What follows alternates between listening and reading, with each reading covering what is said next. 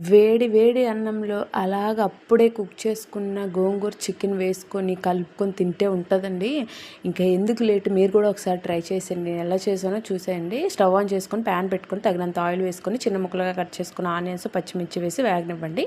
ఇంకొక పక్క stove on చేసుకొని కొంచెం ఆయిల్ వేసుకొని అందులో ఫ్రెష్గా వాష్ చేసుకొని పెట్టుకున్న గోంగూర, 2 పచ్చిమిరపకాయలు, కొంచెం సాల్ట్, కొంచెం పసుపు వేసి గోంగూరలో వాటర్ అంతా ఇంకిపోయేలాగా సిమ్లో పెట్టేసి దగ్గరికి అవ్వనివ్వండి. తర్వాత ఆనియన్స్ వేగిన తర్వాత అల్లం వెల్లుల్లి పేస్ట్ వేసుకుని అది వేగిన తర్వాత కడిగి పక్కన పెట్టుకున్న చికెన్ వేసుకొని చికెన్లో వాటర్ అంతా పోయే వరకు ఫ్రై చేసి కొంచెం సాల్ట్, కొంచెం పసుపు వేసుకొని ఫ్రై చేయండి. ఆలోపు గోంగూర చల్లారిపోయి ఉంటుంది, అది మిక్సీ పట్టేసుకోండి. ఈ చికెన్లో చిన్న ముక్కలుగా కట్ చేసుకున్న టమాటాలు వేసి మగ్గనివ్వండి.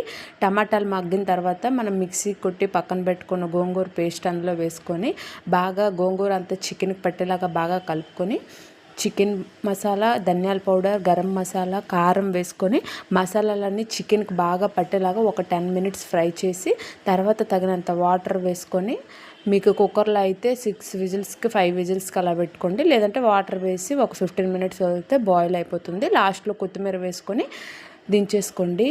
అలా వేయడంలో కలుపుకొని తింటే ఇలా జారిపోతుంది. మీరు కూడా ఖచ్చితంగా ఒకసారి ఇంట్లో ట్రై చేయండి. మీకు నచ్చితే లైక్ చేసి సబ్స్క్రైబ్ మాత్రం మర్చిపోవద్దు. ఇంతే అండి వీడియో. Bye bye.